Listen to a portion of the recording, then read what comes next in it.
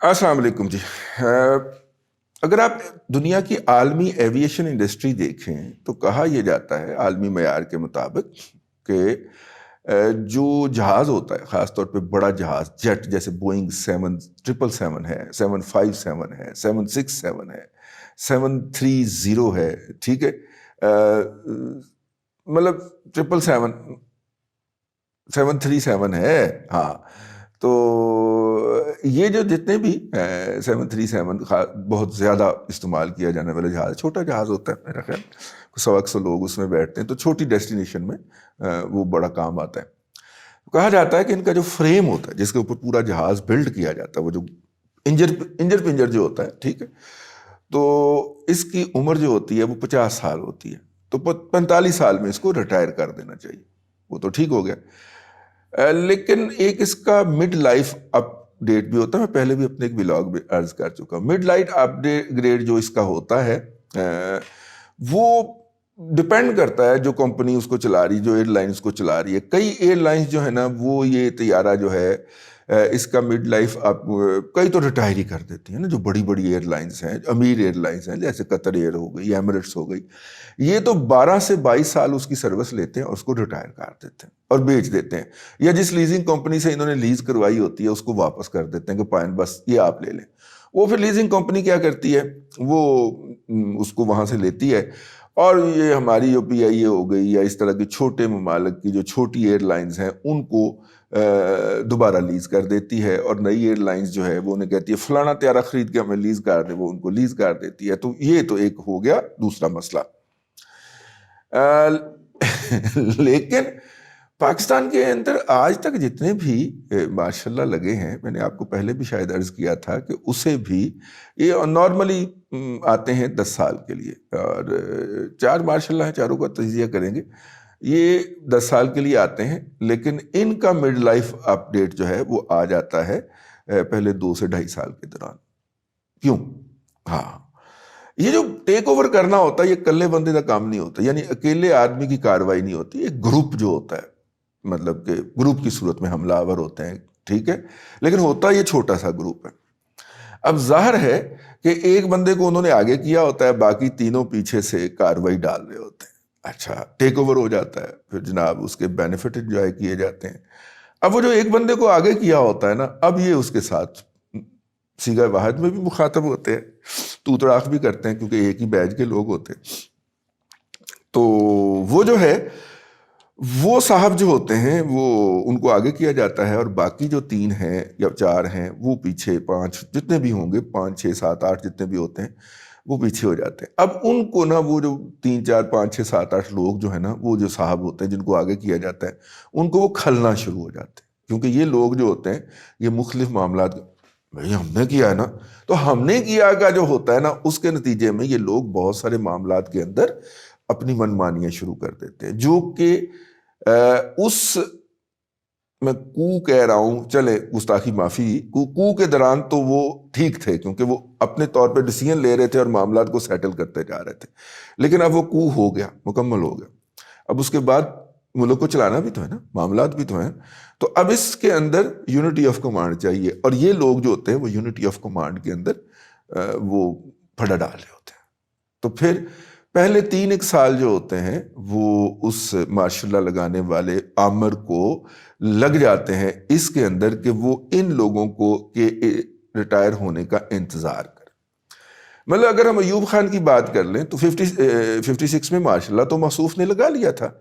لیکن آپ دیکھیں کہ جو انہوں نے پاؤں پھیلانے شروع کیے ہیں، جو دریا بیچے ہیں، ان کی والدہ کی جہیز میں آئے ہوئے تھے نا دریا، جو انہوں نے انڈیا کو دے دیے مفت کے اندر، بیچے نہیں تھے، مفت میں دیے تھے یار، اور یہ مفت میں ہی دیتے. اس کی والدہ کی جہیز کے اندر جو آئے ہوئے تھے جہاز، وہ اس نے دے دیے انڈیا کو. رشتہ داریاں تھیں اس کی انڈیا کے اندر بڑے بڑے ہیں، وہاں پہ بیٹھے ہوئے تھے. اس نے ان کو وہ ایک نہر مانگنے آیا تھا انڈیا، اس نے 3 دریا دے دیے. باپ کا مال تھا نا، ٹھیک ہے، لٹا دے، ٹھیک ہے. اچھا وہ دے دیے. اس کے جواب میں جو انڈیا نے کہا ہم آپ کو اتنے پیسے دیں گے، وہ بھی انہوں نے کبھی نہیں دیے. میرے خیال 8 ملین کے قریب، 80 لاکھ پاؤنڈ کے قریب انہوں نے دینے تھے، وہ نہیں دیا انہوں نے کبھی بھی، اور پاکستان نے کلیم بھی نہیں کیا اس کا. اچھا اس کے بعد لیکن وہ ایگریمنٹ میں، ٹریٹی میں لکھا ہوا ہے. اچھا وہ انہوں نے وہ دے دیے. اس کے بعد انہوں نے اگر آپ میں الگ سے ولاگ کرنے کا ارادہ رکھتا ہوں کہ انفلوز آف امریکن فنڈنگ جو ہے اس کا ایک مجھے کہیں سے ڈیٹا ملا ہے, تو میں انشاءاللہ اس کے اوپر ایک الگ سے ولاگ کریں گے, اس کا تجزیہ کریں گے. جیسے ہی وہ یہ سارے کام کر لیتا ہے تو پھر اس کے بعد یو ایس ایڈ کا منہ جو ہے اس کے اوپر کھل جاتا ہے. تو ہم دیکھتے ہیں کہ 1956, 57, 58 میں اتنے پیسے نہیں ملے جو کہ 1960 اور 61 کے اندر ملتے ہیں. پھر وہ اپنا آئین دیتا ہے, آئین کے بعد وہ الیکشن کرواتا ہے اور پھر خود کو صدر منتخب کرواتا ہے. لیکن وہ ان 3 سالوں کے اندر ان تمام موقع پرستوں اپرچونسٹ کو فارغ کر چکا ہوتا ہے جنہوں نے اس کے ساتھ مل کے یہ بغاوت برپا کی ہوتی ہے. اچھا اسی طرح ان کے بعد آپ یحییٰ کی طرف آ جائیے.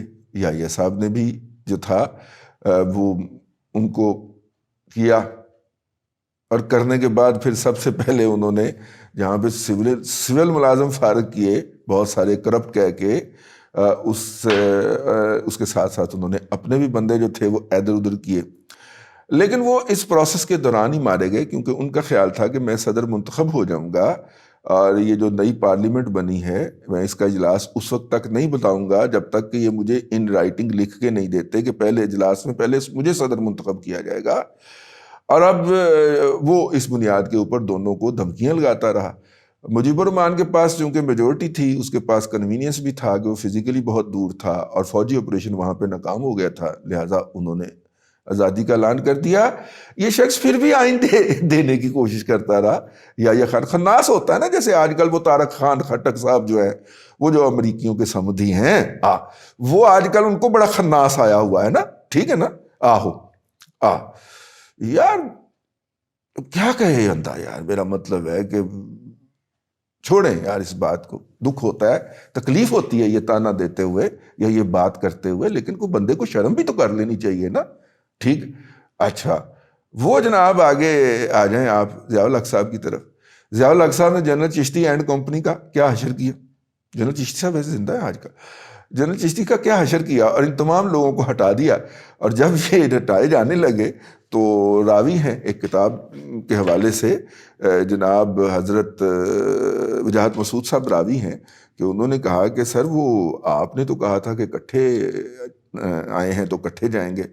تو انہوں نے کہا کہ نہیں, وہ آپ کی چونکہ سروس ختم ہو گئی ہے تو میرے اوپر بھاری ذمہ داریاں ہیں, تو اس لیے مجھے تو دیکھیں آپ کے اوپر تو آپ کی سروس تو ختم ہو گئی ہے اور میرے اوپر بھاری ذمہ داریاں ہیں, تو اس لیے مجھے رہنا پڑے گا, آپ چلے جائیں, آپ کو جانا پڑے گا, ٹھیک ہے. تو وہ انہوں نے ان کو فارغ کیا اور یوں پھر 1982 کے اندر جو ہے انہوں نے پہلے وہ کروائی, کیا اس کو کہتے ہیں یار, مردم شماری کروائی, اور پھر لوکل باڈیز الیکشن کروایا اور پھر ان لوکل باڈیز سے خود کو منتخب کروایا, ٹھیک ہے.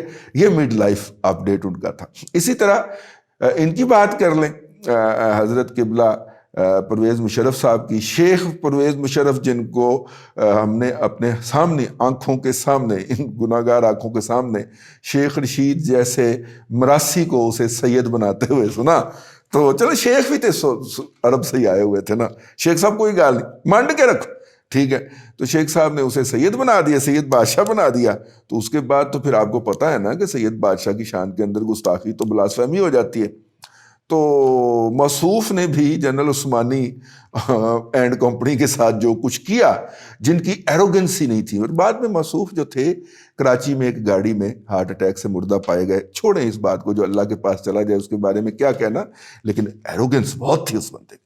تو یہ جو 4 تاریخ میں نے آپ کو سمجھائی, تو اب اس کے بارے میں تو ہم نہیں کہتے, بلکہ وہ جو خود ہیں اعجاز اوان صاحب جیسے محترم ریٹائر حضرات جو ہیں, وہ خود موجودہ حکومت کو ایک ہائیبرڈ رجیم بتاتے رہے ہیں اور اس کے اوپر اصرار کرتے رہے ہیں کہ پیج ایک ہی ہے اور ہم جناب فل سپورٹ کے اندر کھڑے ہوئے ہیں اس حکومت کے.